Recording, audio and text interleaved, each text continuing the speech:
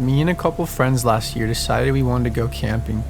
We wanted to do something we usually wouldn't do, for fun. And this is what we all agreed to. This was completely out of character for us, but it was just us boys, a few tents, and all the food we thought we would need for the weekend. This wasn't your average campground. It was in the middle of the woods, off some back roads in a small town in Tennessee. We're more of suburban kids, so it was a bit of a culture shock for us, but nonetheless, we were excited. Shortly after we arrived and got camp set up, we met some locals who told us something about this place being haunted, and that there were very strange things that happened here during the night only. Something about some sort of beast, or a weird old creepy man? I don't know. I wasn't even listening because I thought it was pathetic. We thought they were just trying to mess with us and joke around or whatever. Of course I didn't believe it. I mean, like, seriously, are you kidding me? I'm not 12. We arrived late afternoon, so after setting up camp there wasn't much to do other than hang out by the fire and drink some beers. We were all having a blast. We started telling each other scary stories for fun and to add to the camp atmosphere vibe, if you will. We got s'mores and hot dogs out and completely pigged out. After a few hours of being boys and getting absolutely wasted, it was off to bed. We had to wake up early tomorrow morning because we all planned to go fishing at a nearby lake within walking distance. I couldn't sleep right away because I had to pee really bad. I couldn't find my flashlight, so I said to hell with it. I walked over maybe 30 feet from camp and peed by a tree. It was pitch black, and I mean as black as it gets, especially with the fire being almost all the way out. I heard something rustling before me in the woods. Whatever, I thought. It's probably just a bunny or a deer, you know, like something harmless. Even though initially it spooked me, and that was only because it caught me off guard and you can't see a damn thing. I couldn't even see my own hand in front of my face. I made my way back to my tent, got in my sleeping bag while trying my best not to wake anyone up. I tried to fall asleep, but I couldn't. I was having some anxiety, and I'm a light sleeper, so hearing everyone snore was driving me nuts. Within an hour, I started to doze off, but then, all of a sudden, I awoke to rustling in the leaves. It was a lot louder this time, and whatever the hell it was making a very strange noise. Almost what you would expect a wild beast to sound like. Yes, I said beast, because I don't know how else to describe it. I immediately thought of what those locals told us, and I was thinking, no. Calm down, I'm overreacting, I told myself. There's no such thing as monsters. Yeah, you could say I was scared shitless, but my friend sleeping next to me woke into panic as well. What the hell, Darren said. Dude, what is that? Is that a bear? I don't know, but what should we do? We both kind of sat there for a moment while we tried to piece together what the next move was. We didn't want to run, because if that was a bear and it started chasing us in the middle of the night, I don't imagine that would end well for us. I was sitting and I was thinking, well, it's probably smartest for us to just stay in here and wait it out. So that's what we did. We sat there in silence for about an hour, whispering here and there. Darren fell back asleep shortly after, but I still couldn't sleep knowing there was something out there. Call me a wimp or whatever, but I'm sure most of you would be freaking out too. I lied awake most of the night, just like hours of just thinking. I think I dozed off again for a moment, and I heard whatever the hell that thing was again, messing around with some of our belongings at camp this time. It was about morning by now, so there was a little bit more light. I opened my tent, looked outside, and I shit you not, there were 3 black bears looking directly at me. Okay, so it was a monster, just not the type of monster the locals warned me about. They started making their way towards me slowly. I started yelling at them, hey, get back, go away. Guys, wake up, help. Everyone got up slowly, but thankfully a few friends of mine woke up in time. As we were all yelling at them, it didn't take long before the bears ran away. Had I been alone, who knows what would have happened. I'm just thankful my friends were there. We ended up staying another night at camp and the bears didn't come back. That was probably a bit risky, but everyone left unharmed, thankfully. My family and I go camping 3 or more times a year at all different types of campgrounds across the US. This particular time we were in Indiana. I can't remember the city because I was so young, but it was a Yogi Bear Jellystone campground. I love this place to pieces and I've been here over 5 times throughout my life. One of the first times we went, something horrible happened.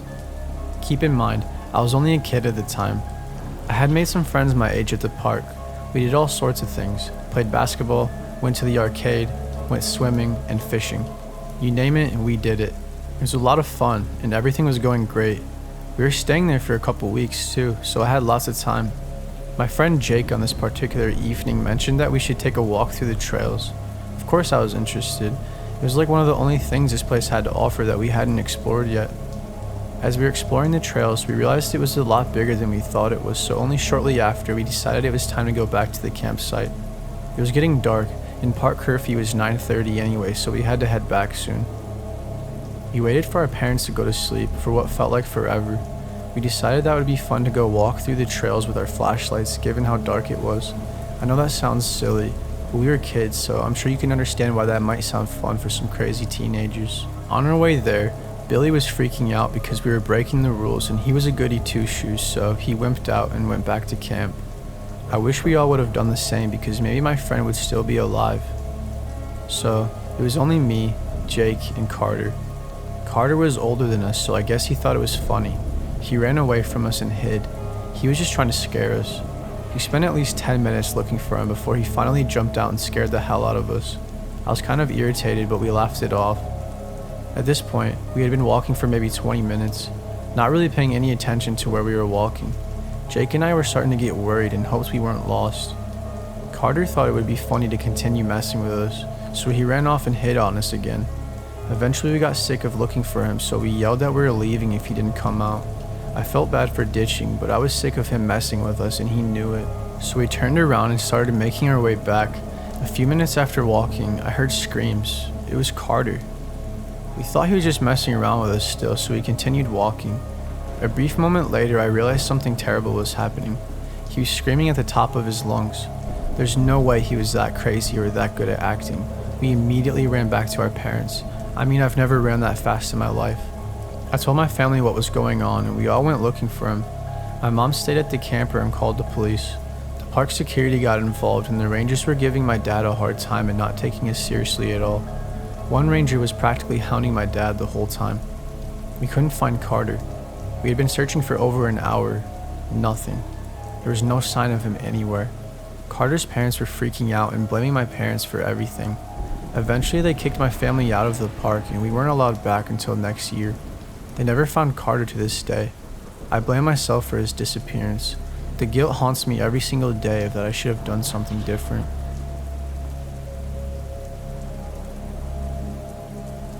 I used to love camping, but I am completely traumatized from a few years back. I'm not sure if I'll ever go camping again. So here's my story.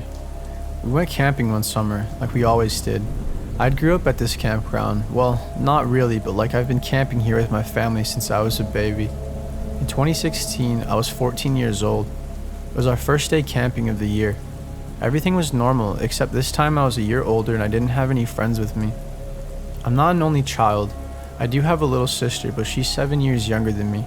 So as you can probably figure, we don't have too much to relate on. I was kind of alone.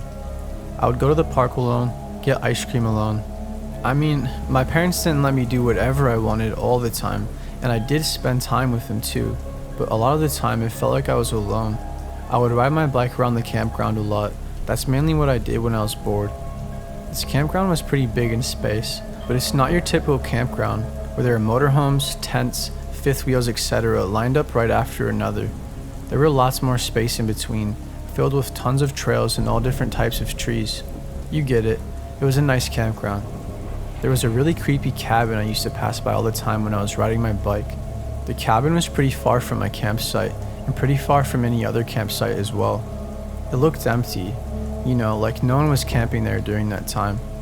One day when I was riding by, I saw that the front door was cracked open. I mean, I have rode past this cabin at least 50 times in the past 4 to 5 days, and I knew for a fact there was no one camping there. Or so I thought. Geez, I just wish I never would have gone in there.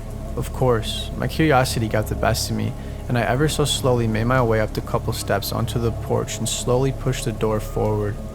It was so eerie because the door was creaking the whole time. Probably for like 15 seconds. It was very cringe sounding. Who's there?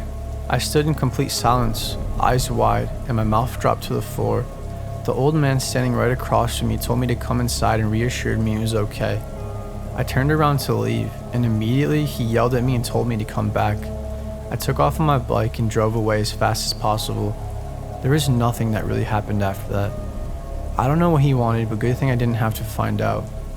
I went home in a panic. I didn't tell my parents because I was too scared. I don't know why, but the next day I drove past the cabin again. There was no sign of him. I know now that he was definitely trying to lure me in, and who knows what he was going to do. I hadn't seen him again until the last day of camping. I was at the arcade playing this basketball game. He came up right beside me and said, "Hey kid, how come you didn't want to hang out?" This guy, I still remember his face. He was really tall, skinny, old, and had long white hair and some beat up old clothes. His teeth were all jacked up and stained yellow as well. He gave me the weirdest smile ever and told me I was a clever little one. He then winked at me and walked away. I've never seen him again after that. We left the campground the next day and I still never told my parents. I don't know why, I just didn't think I needed to. That guy was definitely a predator and was definitely trying to prey on me. It didn't work on me though, and God forbid it doesn't work on anyone else.